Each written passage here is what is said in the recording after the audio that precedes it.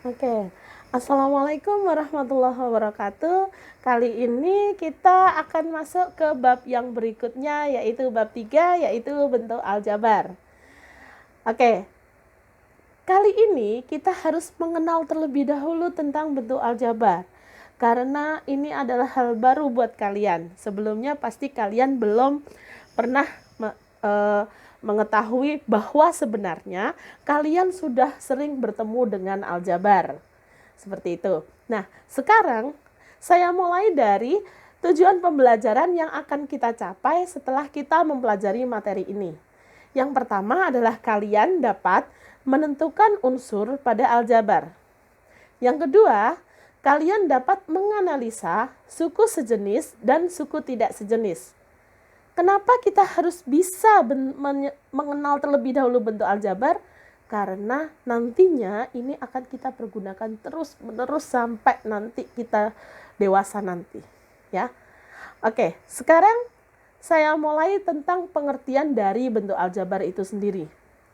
Jadi bentuk aljabar adalah suatu bentuk matematika yang dalam penyajiannya memuat huruf-huruf yang mewakili bilangan yang belum diketahui. Kita biasanya memberi nama adalah variabel. Jadi huruf-huruf yang termuat dalam bentuk aljabar itu namanya variabel. Kita biasa menuliskannya dalam huruf kecil, ya. Kemudian saya punya contoh, yaitu 3x ditambah 4y ditambah 8. Inilah yang disebut dengan bentuk aljabar.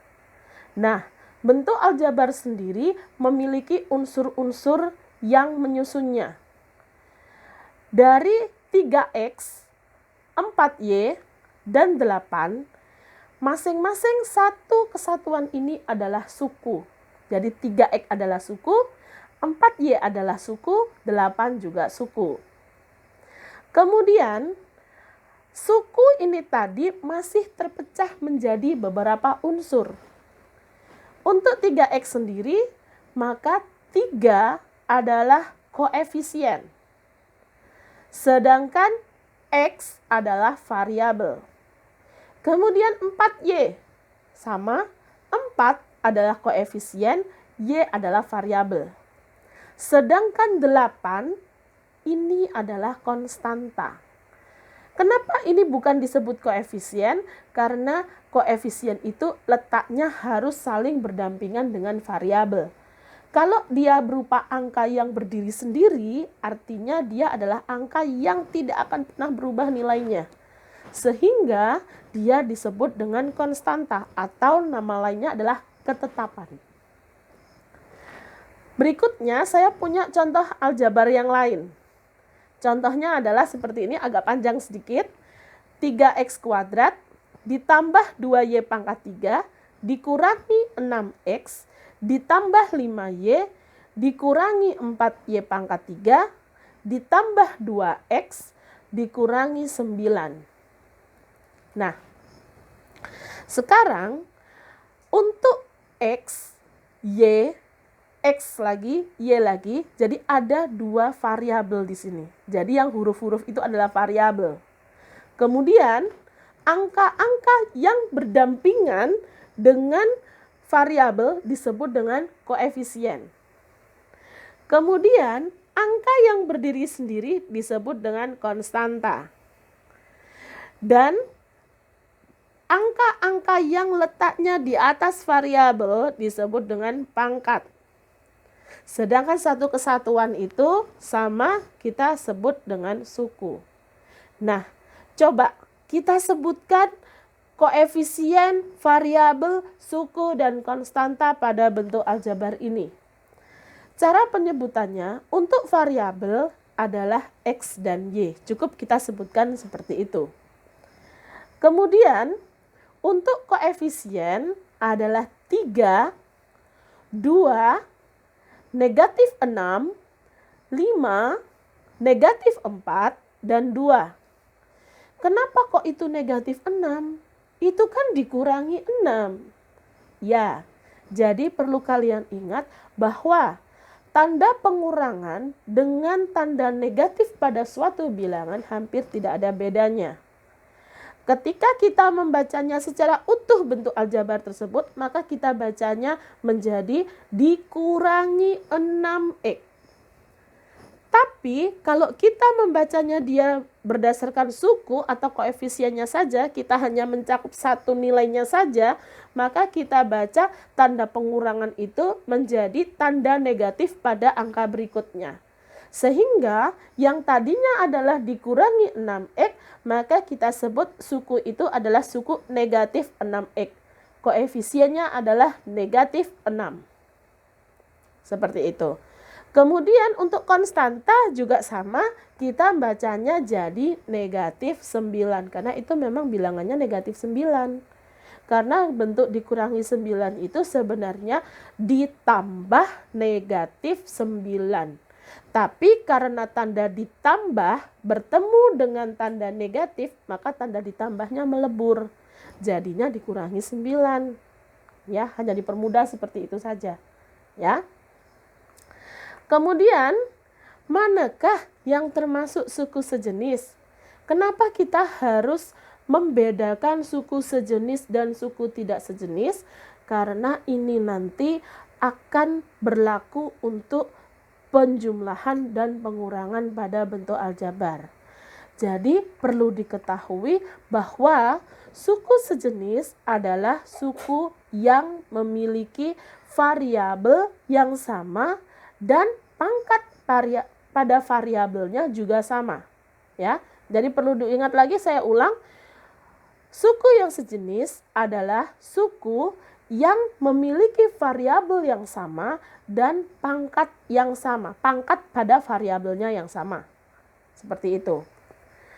Kemudian saya kembalikan lagi kepada bentuk aljabar yang panjang tadi. 3x kuadrat ditambah 2y pangkat 3 dikurangi 6x ditambah 5y dikurangi 4y pangkat 3 ditambah 2x dikurangi 9. Dari bentuk aljabar di atas, manakah yang termasuk suku yang sejenis? Suku yang sejenis adalah suku yang variabelnya sama dan pangkat dari variabelnya sama. Berarti adalah 2y pangkat 3 dan negatif 4y pangkat 3. Ini adalah sejenis karena sama-sama variabel y dan pangkat variabelnya sama-sama 3. Satu lagi yaitu negatif 6x dan 2x. Karena variabelnya sama-sama x dan pangkat pada variabelnya sama-sama 1. Kemudian bagaimana dengan 3x kuadrat dan negatif 6x? Ini sama-sama bervariabel x. Hanya saja pangkatnya berbeda. Pada 3x pangkat 2 dia memiliki variabel x dan pangkat dari variabelnya adalah 2. Sedangkan negatif 6x memiliki variabel x, namun pangkat dari variabelnya adalah 1. Jadi karena berbeda pangkat saja, dia sudah disebut sebagai suku tidak sejenis. Jadi kedua suku tersebut termasuk suku yang tidak sejenis. Paham ya? Oke. Kemudian saya tambah sedikit. Apa sih kegunaan kita perlu menganalisis suku sejenis dan tidak sejenis? Seperti yang tadi sudah saya sampaikan sebelumnya, untuk menyederhanakan bentuk aljabar, kita perlu tahu dan mengetahui mana suku yang sejenis dan mana suku yang tidak sejenis. Sebab dalam mengoperasikan penjumlahan dan pengurangan bentuk aljabar hanya bisa dilakukan pada suku-suku yang sejenis. Ya, jadi seperti itu. Jadi sangat penting kita mengetahui dia sejenis dan tidak sejenis. Jadi jangan asal menjumlahkan 3x tambah 4y jadinya 7xy, salah. Ya, jadi tidak diperbolehkan kita menjumlahkan jika dia pangkatnya variabelnya berbeda karena dia termasuk suku yang tidak sejenis. Ya. Nah, sebagai contoh sedikit, sederhanakan bentuk aljabar berikut. 3x ditambah 2y dikurangi 6x ditambah 5y dikurangi 9. Nah, Kalau kalian lihat berdasarkan panah yang pink itu, maka 3x dengan negatif 6x adalah suku yang sejenis. Jadi bisa kita sederhanakan menjadi negatif 3x. Kita susun dulu, kita kelompokkan dulu mana yang sejenis dan mana yang tidak sejenis. Kita kelompokkan sehingga jadi 3x dikurangi 6x ditambah 2y ditambah 5y dikurangi 9. Jadi jawabannya negatif 3x ditambah 7y dikurangi 9. Ya. Jadi kalau masih belum paham, belum bisa menyelesaikan hasilnya, maka kelompokkan terlebih dahulu, kemudian yang dihitung angkanya saja. Seperti ini 3 dikurangi 6 berarti negatif 3. Kemudian variabelnya mengikuti di belakangnya. 3 dikurangi 6 negatif 3 berarti negatif 3x. 2 ditambah 5 berarti 7, berarti 7y. Karena dia positif berarti ditulis plus atau ditambah 7y.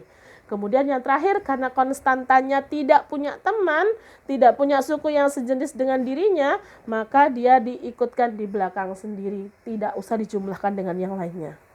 Jadi hasil akhir yang sudah ada di blok hitam itu negatif 3x ditambah 7y dikurangi 9.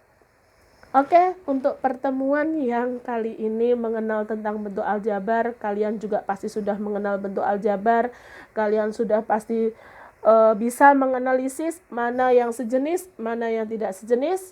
Jadi untuk pertemuan berikutnya kita belajar operasi penjumlahan, pengurangan, perkalian, pembagian. Saya pastikan kalian akan mudah mengerjakannya jika kalian sudah memahami pertemuan kali ini. Saya rasa cukup sampai di sini pertemuan kita hari ini. Saya akhiri, jaga kesehatan selalu, tetap semangat, tambah latihan soal yang banyak. Saya akhiri, wassalamualaikum.